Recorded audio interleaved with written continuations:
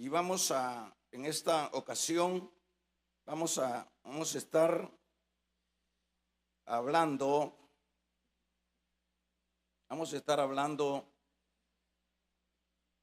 en el tema, vamos a hablar en el tema, la oración convenida. De ese va a ser el tema que vamos a hablar. La oración convenida. Cuando hablamos de la oración convenida, acordémonos que hay muchos tipos de oración. Eso es importante que nosotros comprendamos como creyentes, que hay muchas formas o maneras o métodos de oración. Una de tantas estas es la oración convenida, y eso lo sacamos de acá, de este versículo número 19 al versículo número 20 del Evangelio de San Mateo. En este caso estamos, diríamos, omitiendo un poco lo que es el contexto. El contexto de estos versículos es con respecto a aquellas personas que están en problema y que hay que reconciliarlas. Y para reconciliarlas siempre se necesitan dos o tres, es decir, testigos, para que eso pudiera ser, bueno, una certificación de que tres o dos personas llevaron a cabo pues lo que era reconvenir al que había fallado, para que volviera una vez más a caminar por el sendero correcto. Es ahí donde sale lo que es cuando dos o tres se ponen de acuerdo en mi nombre a pedir algo, lo recibirán, ¿verdad? Porque siempre cada versículo tiene un por qué se dice eso. Pero en este caso pues viene concluyendo el versículo número 19 y el 20, concluyendo con que si hay dos personas o tres personas que se ponen de acuerdo a pedir algo en oración, será concedido, porque donde dos o tres están congregados, ahí estoy yo. Bueno, esto es lo que hemos venido enseñando. Estamos enseñando los temas de oración, de las cuales se deriva una vida dependiendo de Dios. Es decir, si no hay esa práctica de la oración, el creyente no puede depender de Dios, porque solo es a través del método de la oración como nosotros tenemos esa conexión. En este caso, esa dependencia de Dios en cada creyente implementa el desarrollarse en una vida exitosa en este mundo.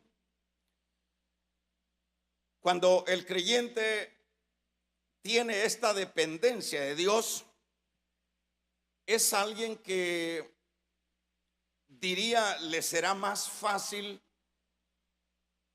transitar por lo que es este valle de lágrimas, que en este caso es el mundo. Así que, de acuerdo a cómo se practique la oración, eso tendrá, por ejemplo, voy a hablar de dos o tres resultados. Por ejemplo, si la oración se lleva como un hábito, como una práctica, en el caso nuestro, pues porque los inconversos no pueden tener este acceso a Dios por este vehículo de la oración, pues para ello se necesita nacer de nuevo. Pero en el caso de nosotros, cuando vamos introduciéndonos en lo que es la práctica de la oración, tendremos primeramente el resultado de la guianza de Dios. Porque usted cuando nos conectamos a través de la oración con Dios, bueno, por decir una generalidad, vamos a ser guiados por Dios y de hecho nos equivocaremos menos. Y siempre cuando tenemos una guianza, no solo nos vamos a equivocar menos, sino que por otro lado nos dañaremos menos. Porque cuando uno se equivoca en cualquier actividad que va a desarrollar, por ejemplo, si los jóvenes, la pareja se va a casar y se van a casar de acuerdo a sus impulsos puramente emocionales y no a través de la guianza de lo que es lo que daría Dios a través de la oración, pues esos cónyuges van a tener muchos dolores porque omitieron lo que era el orar a Dios para que los guiara hacia el propósito que ellos buscaban. Si vamos a hacer alguna inversión, negocio, o vamos a tomar alguna decisión de cualquier índole, cuando vamos a orarle a Dios para que nos guíe, de alguna manera Dios va a responder. Dios nos va a dar esa guianza y por supuesto vamos a afectarnos. Yo diría quizás no nos vamos a afectar, o si hay una afectación vamos a afectarnos menos, porque vamos a, de alguna manera uno siempre es como duro para ir como asimilando lo que Dios le dice. Mire, hacia así, hacia así. Y cuando más sensible o más obediente es uno a la respuesta de Dios, de la oración que hemos hecho, vamos a tener menos dificultades. Usted se recuerda cuando el apóstol Pablo iba hacia una dirección y tuvo el Señor que aparecerle en el camino para decirle que no era esa la dirección. Y estuvo ahí como altercando con el Espíritu Santo. Y por último, Pablo pues entendió cuál era la guianza, cuál era el propósito de Dios y le fue bien. Le fue bien en el sentido, en el propósito de Dios, porque cuando llegó a Filipo, llegó a estas regiones, pues el evangelio de Cristo tuvo un gran apego, tuvo una gran aceptación. Entonces, cuando de acuerdo a cómo practiquemos nosotros la oración, tendremos la guianza del Señor y nos equivocaremos menos. Por otro lado, alcanzaremos de parte de Dios aquello que necesitamos. Pues hay cosas que es imposible alcanzarlas, hermano, en nuestras condiciones. Para poner un ejemplo, imagínese una enfermedad terriblemente bien apegada, cimentada en nosotros, en el cuerpo, llámele una enfermedad terminal, por decir algo. Usted sabe que en esos casos ya poco puede hacer la ciencia. O también Dios pudiera ocupar esos vehículos de la ciencia para dar una respuesta a aquella oración. Pero siempre esa respuesta va a darse de acuerdo a cómo nosotros estemos conscientes que solo por medio de este contacto de la oración con Dios, bueno, vamos a tener aquello que necesitamos. Entonces viene la persona con su dolencia, con su necesidad, y nos dirigimos a orar a Dios. Y estamos orando a Dios y bueno, luego, de acuerdo a la soberanía de Dios, Dios nos dará una respuesta. Otro aspecto que también vamos a alcanzar a través de la oración es que seremos más preservados de caer en el pecado. Todo creyente, si preguntamos cuáles son los creyentes que más los vemos nosotros caer en el pecado, porque eso no es un secreto, no es una novedad dentro de las iglesias. Si nos remontamos incluso hasta de las iglesias del inicio, por ejemplo, si nos remontamos a la iglesia de Corinto. La iglesia de Corinto aparentemente podemos ver que era como una iglesia de poder, que era una iglesia que era llena de dones y que sucesivamente era una iglesia que llenaba, es decir, el deseo de Dios. Pero nosotros vemos que aunque era una iglesia que los dones se movían en ella, pero eso no quiere decir que era una iglesia de oración. Eso no quiere decir que era una iglesia, porque hay que ver todas esas partes, esas aristas de la vida espiritual. Entonces, cuando vemos nosotros cómo es el comportamiento de la iglesia de Corinto, lo que vamos a ver es una iglesia carnal, es una iglesia peleonera, divisionista, es una iglesia incestuosa. Pero ¿qué es lo que hace a esta iglesia de esta manera? Que realmente, si no fuera porque Dios ya la había introducido dentro de su gracia, estos no se les pueden llamar cristianos. A esto no se les puede llamar, pero el apóstol Pablo en su carta le llama a la iglesia de Dios que está en Corinto, los santificados de Dios. Aún con todas esas dolencias, aún con todo eso, con todas sus carnalidades, ya habían sido, eran parte de la iglesia de Dios y eran parte de los santificados de Dios, ya estaban aparte. Pero, como decíamos, como un tercer aspecto de el resultado de las oraciones, uno, decíamos, es que vamos a tener mejor guianza y vamos a sufrir menos.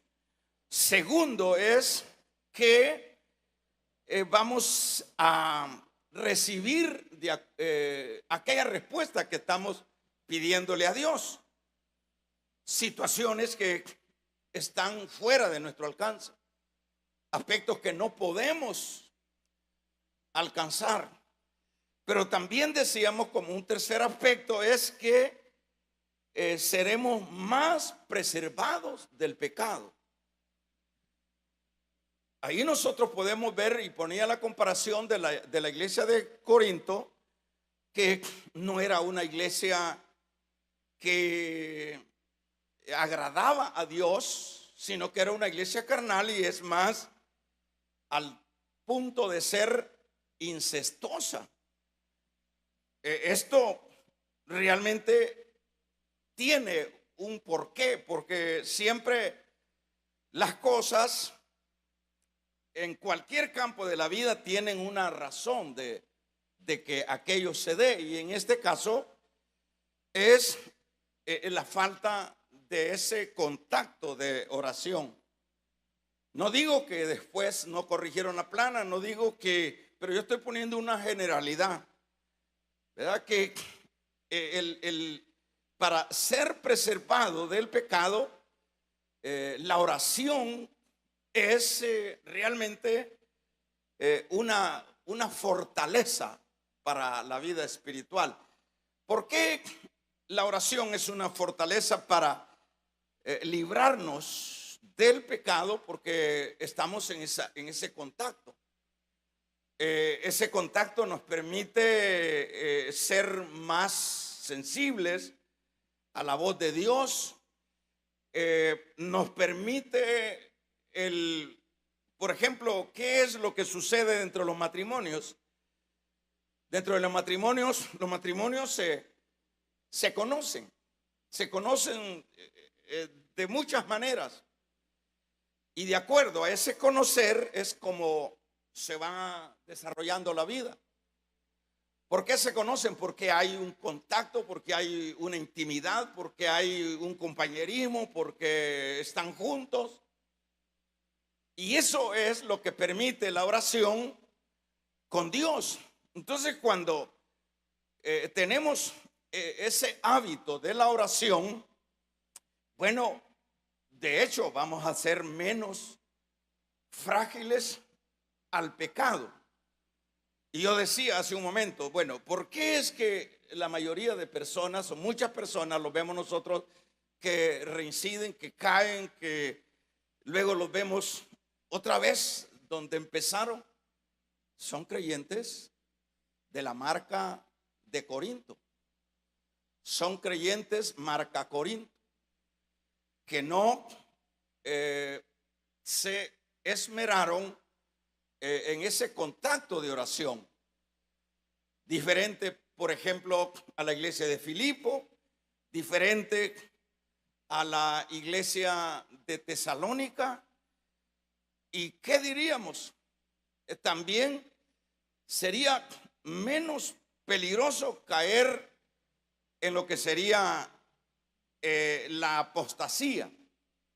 Porque dentro de este campo espiritual, es decir, en el campo nuestro, hermanos, hay un montón diríamos, de manos de pulpos que nos están acechando, que nos están esperando. Diríamos, es como un terreno minado. El creyente debe de estar muy consciente de que esto es así. La vida cristiana, ya lo hemos dicho, no es una vida plana, no es un camino recto, es un camino escabroso. Hay valles, hay desiertos y las acechanzas estarán de una o de otra manera. Entonces, las personas que menos se entregan a lo que es la oración, esas personas están más vulnerables para caer en el pecado. Alguien dice, bueno, ¿y qué fue? Ahí vienen como dicen que siempre para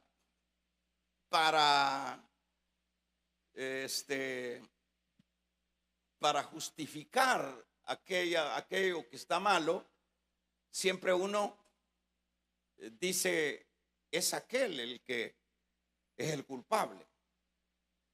Mire, ¿y por qué pasó esto? Es porque Julano no hizo lo que tenía que hacer. Entonces siempre ahí aparecen las justificaciones buscando culpables. Y ahí viene el creyente y dice, es el diablo. Dice.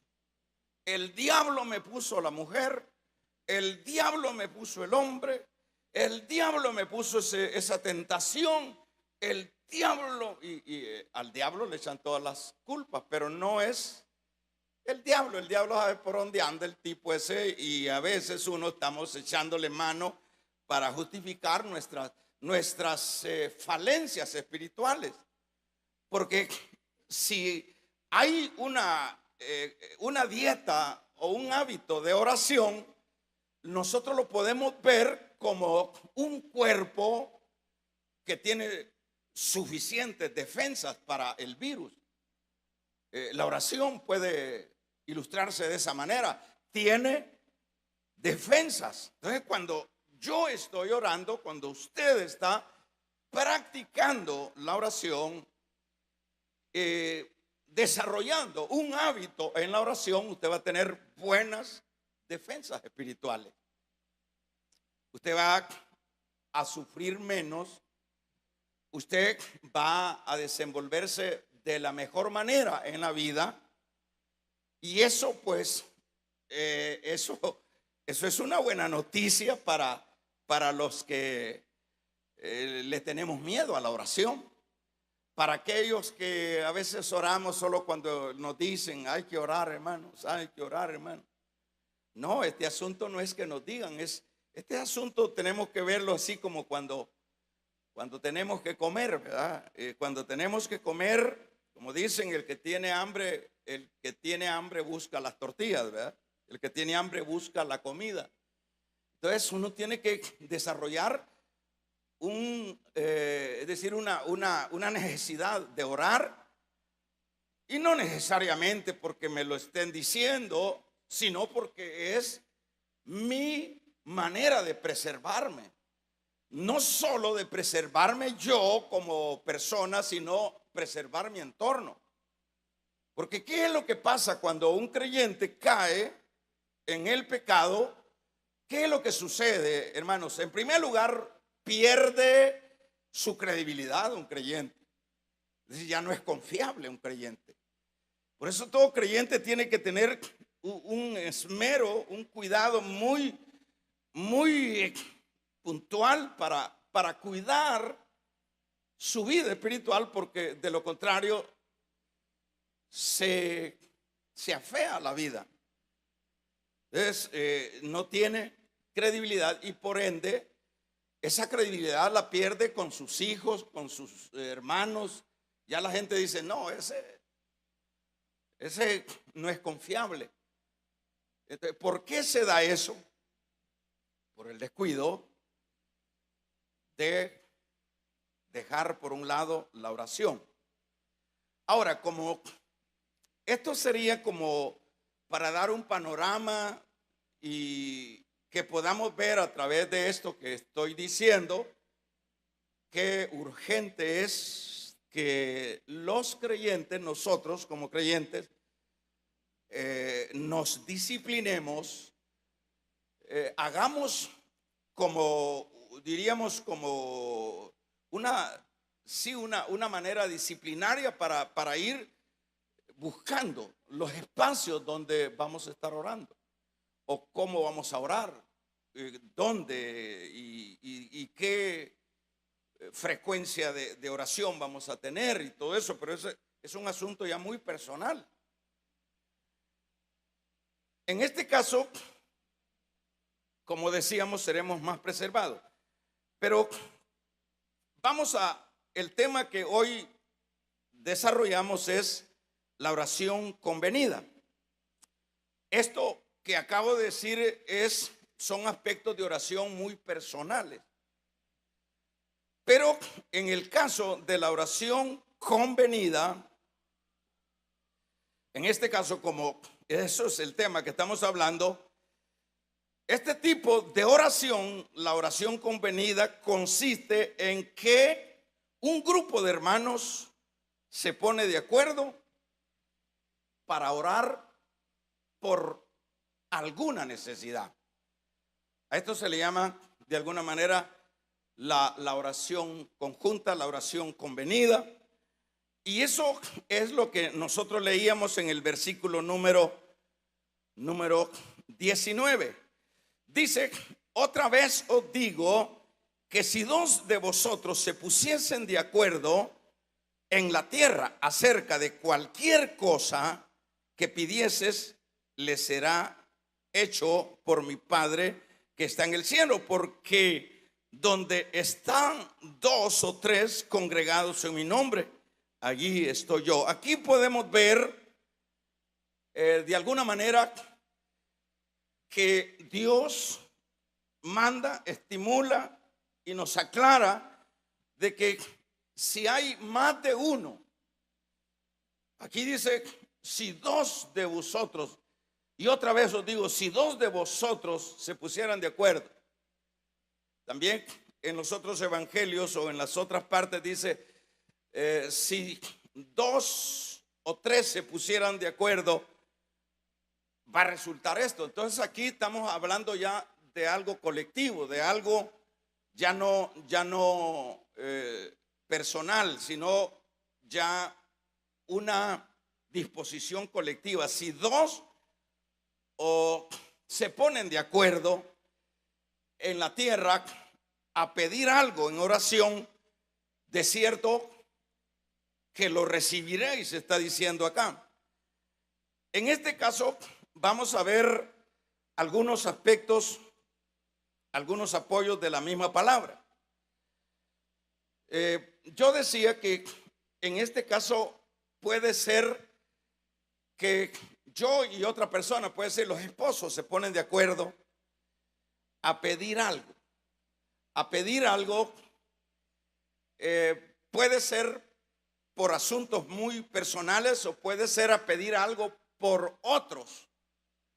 A pedir algo, como diríamos, como interceder por otras situaciones de otras personas.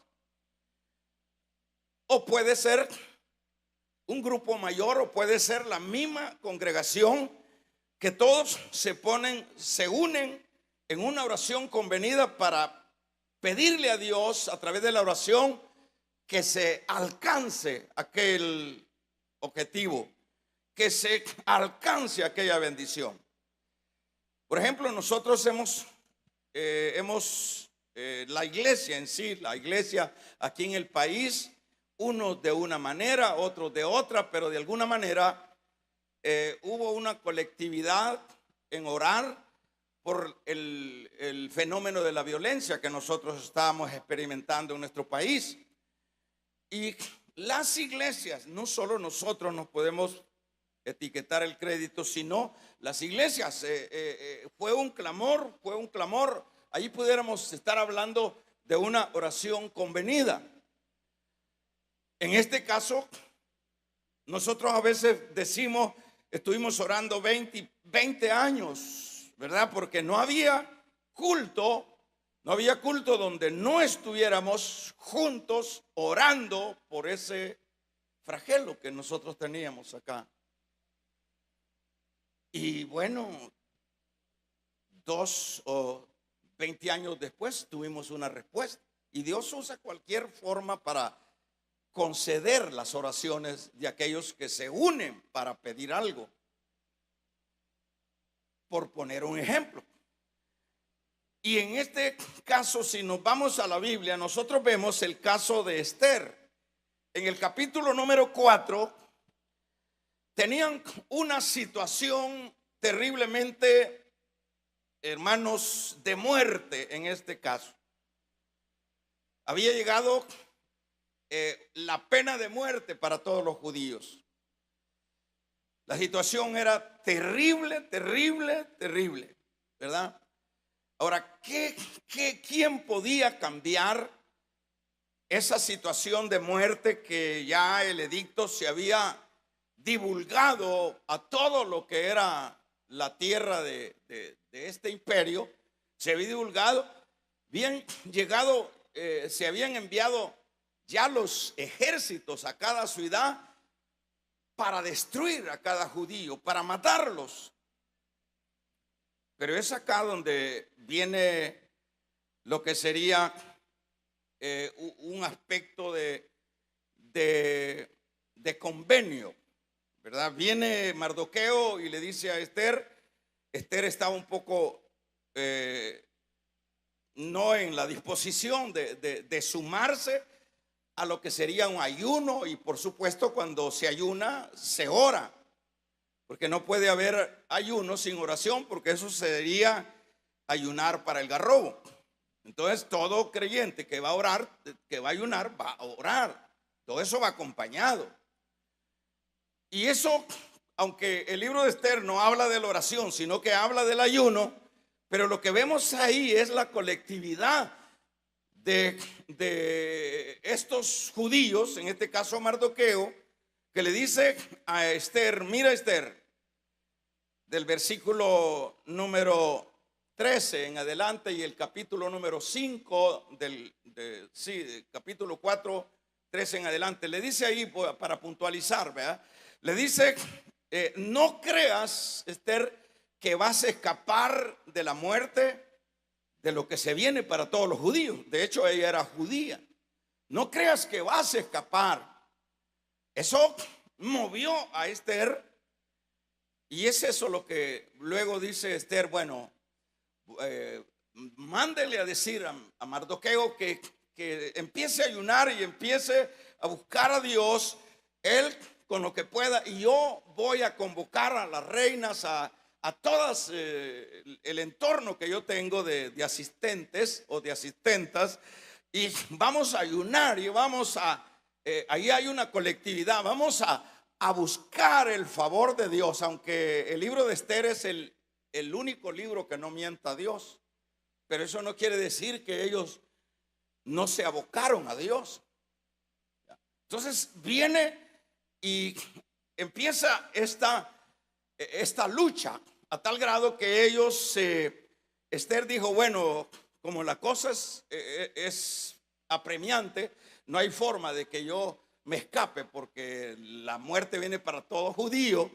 Lo que voy a hacer es entonces vestirme, y usted, bueno, no tengo tiempo para dar todos los detalles. Ella se viste y dice: yo me voy a vestir y voy a acercarme por el patio a ver si Asuero o el rey, si halló gracia en él, porque debe de saber Mardoqueo que todo aquel a quien el reino ha mandado a llamar es muerto.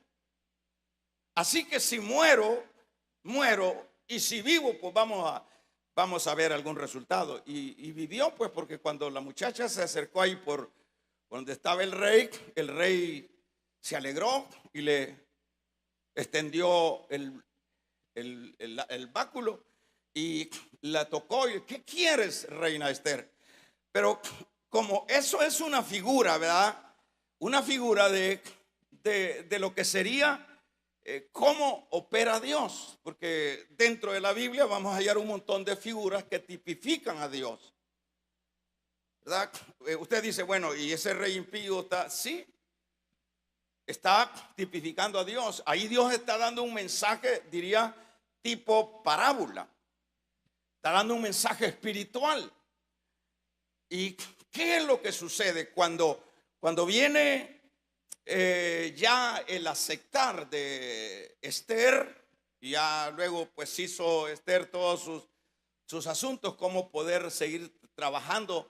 Al momento que ya se dio, le digo: el problema, rey, es que tenemos esta amenaza de parte de Amán, que ya se habían ido ya los ejércitos a matar a las ciudades sacadas judíos, pero es ahí donde se revirtió. Pero lo que vemos ahí en términos así prácticos es esa colectividad. Por eso decíamos que la oración convenida, por eso dice acá: si dos de ustedes en la tierra se ponen de acuerdo a pedir algo, de hecho lo van a recibir. Entonces, ¿qué nos enseña eso? Lo mismo que vemos allá: dos son mejor que uno. Aunque uno puede orar individualmente, no tiene nada que eso desmerite. Claro que es preciosa la oración, muy personal también. Pero ahí lo que vemos. Ahora, si usted me ayuda y vamos al capítulo número 4 del libro de los Hechos, vamos a ver en este capítulo 4 del libro de los Hechos, y quiero que leamos el verso 24. Yo lo voy a leer rapidito. Y ellos, habiendo oído, alzaron unánimes. Esta palabra unánimes es colectividad, están juntos. ¿Qué es lo que había pasado aquí? Aquí habían pasado que los habían metido presos y que de hecho los iban a matar a los apóstoles. Pero de ellos, habiendo oído alzaron unánime la voz a Dios y dijeron: soberano Señor, tú eres el Dios que hiciste el cielo y la tierra y el mar y todo lo que en ello hay. Y luego, lo que nosotros vemos más adelante, porque verdaderamente, dice el 27, se unieron contra ti para hacer cuanto su mano querían. Y lo que sucede es que cuando hubieron orado, dice el verso 31, ¿qué es lo que leemos ahí? El lugar, ¿en qué dice? El verso 31 dice: el lugar en que estaban congregados tembló, y todos fueron llenos del Espíritu Santo y hablaban con de nuevo la palabra de Dios. Hay una necesidad, y la necesidad es que los están persiguiendo, pero unánimes ellos se fueron. Mire qué interesante es cuando, como hermanos, un grupito se pone de acuerdo, como para pedir aquello que vamos a pedir. Bueno, otra manera donde vemos también que dice, en el caso, dice: y habiendo tomado preso a Pedro, en el capítulo 12, luego la iglesia, hermanos, la iglesia, cuando dice aquí, la iglesia se puso a orar. Aquí estamos, una oración convenida. Ahí no estaban orando por su necesidad, están orando por la necesidad de otro. Y empezaron, y dice este capítulo número 12 del libro de los Hechos, y empezó la iglesia a orar. Se encerraron todos unánimes y empezaron a pedir juntos: Señor, Señor, el tema era Pedro. Señor, el tema es Pedro. Nos van a matar a Pedro, nos van a matar a Pedro, nos van a matar a Pedro, nos van a dejar sin otro apóstol, y sucesivamente. ¿Y qué es lo que sucedió? Dice la Biblia que se presentó un ángel, verso 7, con una gran luz resplandeciente, y para resumir, se resolvió el problema. El problema era de muerte. Aquí Herodes no iba a perdonar a Pedro, porque él ya había visto que le gustaba a los judíos que él matara a los creyentes. Entonces, lo que vemos acá, que la oración convenida, la oración colectiva en el sentido que vamos a orar por algo, todos juntos, a eso me refiero, que vamos a orar todos juntos. Yo les digo, hermanos, vamos a orar por la sanidad de Julano, vamos a orar todos juntos. Eso es una oración. Estamos todos convenientes a orar por esa necesidad. Entonces, estos versículos, como decir, en estos versículos o en esta respuesta de oraciones, y en estos versículos en particular, hermanos, resalta el poder de la unidad, ¿verdad? Resalta el poder de la unidad, de la oración acá en la tierra, para que haya una respuesta del cielo. O sea que esto es algo que es una herramienta que como iglesia nosotros la tenemos. Entonces es importante que veamos en este caso de qué manera, si juntos nos ponemos, si dos de ustedes se ponen de acuerdo a pedir algo, lo van a recibir.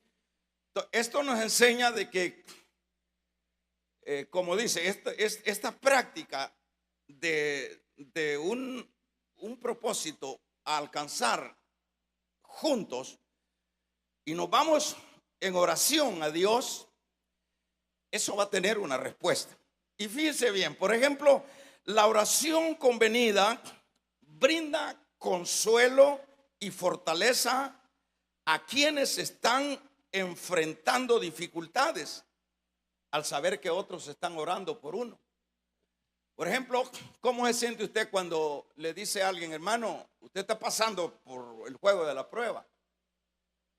¿Y cómo se siente usted cuando le dice, hermano, fíjese que mi familia estamos orando por usted, hemos convenido a orar por usted, por su necesidad? O sea que, fíjese que Dios en su soberanía puede dar una respuesta individual en las oraciones muy personales. Pero cuando hay este modelo de oración convenida, yo me imagino que Dios, cuando empieza a oír ese montón de zumbido de abejas de la tierra, como lo hemos explicado algunas veces, cuando la iglesia, los hermanos allá en Jerusalén se reúnen todos, a ver cuántos habían, se reúnen como iglesia y empiezan como abejas, hermanos, a zumbar en el cielo, a zumbar en el cielo, a zumbar en el cielo. Resuelve, Señor, resuelve este problema. No están pidiendo por ellos, ¿verdad? No están pidiendo que les dé a ellos, están pidiendo por otros. Y ahí nosotros vemos, yo diría, me atrevería a decir, incomodamos a Dios. Y si ese montón de zumbido y ese montón de Señor, dame, Señor, mira ese problema, mira el problema de mi hermana, mira, tiene esto, Señor, mira, tiene esto, Señor, sácala adelante, esto. Entonces, ese grupito de abejas o de clamor que se llega allá, incomoda a Dios y da una respuesta. Entonces hay como un consuelo y una fortaleza para cuando a uno le dicen, estamos orando por usted, man. La iglesia está orando por usted, man. Es una oración que, hermanos, se asume con compromiso, ¿ya? Con un enfoque específico. Es un compromiso, vaya. A uno a veces le dicen, estoy orando por usted, pero no es cierto. Pero como aquí se trata que como creyentes nosotros tenemos, los otros días alguien me estaba diciendo, un hermano le estaba diciendo a otros hermanos ahí, yo soy lejano de él, vea. Yo no soy muy amigo de él, pero él se sintió como con nosotros y era amigo de él y dice, yo estoy orando por usted, hermana, yo estoy orando por usted, mi esposo y yo estamos orando por usted. Y me volteó a ver, y también por usted, hermano. Sin tiempo ni nos vemos, ni nos frecuentamos, pero pues sí, como para decir, mire, usted no se enoje porque también estoy orando por usted. No es así, ¿verdad? La cosa es que la oración se asume un compromiso con un enfoque específico. Vamos a orar todos por esto. Puede ser un grupito de hermanos, puede ser los esposos, puede ser que se pongan de acuerdo a pedir por la necesidad del otro. La oración convenida permite beneficios individuales y colectivos, fortaleza y fe.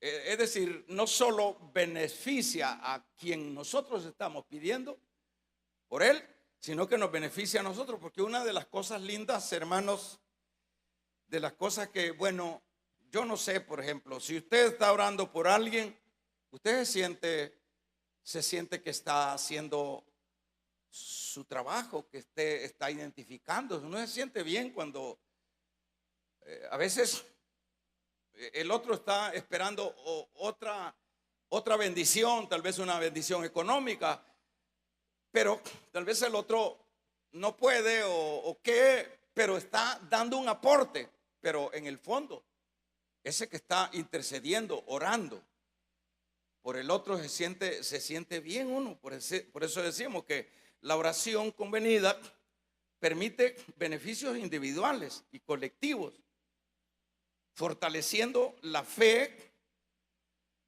y promueve un sentido de unidad. Entonces, la fe es estimulada. Ahora vamos a finalizar diciendo lo siguiente. Las oraciones convenidas siempre tienen que llevarse a cabo en fe. No puede, a Dios no le podemos llegar sin el elemento de la fe. Si estamos reunidos, el grupito, orando por uno que está enfermo, ¿verdad? Eso va a tener resultado porque dos son mejor que uno. Por otro lado, siempre el que ora debe de ser un creyente que está en el lineamiento de Dios. No podemos ser creyentes como los creyentes de Corinto. Tenemos que ser creyentes consecuentes. Es decir, porque estamos queriendo una respuesta de parte de Dios. Estamos queriendo una respuesta de parte de Dios. Y si yo quiero una respuesta de Dios, ¿qué es lo que hizo Esther? Le pregunto, ¿qué es lo que hizo Esther para acercarse al rey? Se puso bonita. No llegó con las chancletas viejas. No llegó toda hedionda a cebolla. Se puso su mujer ropa y se le cruzó al rey. Entonces, así viene siendo el creyente que se va a unir en grupo para orar por la necesidad de otro. Se va a poner bonita para Dios. Vamos a regalarle ofrenda de palma al Dios de la gloria, ¿verdad?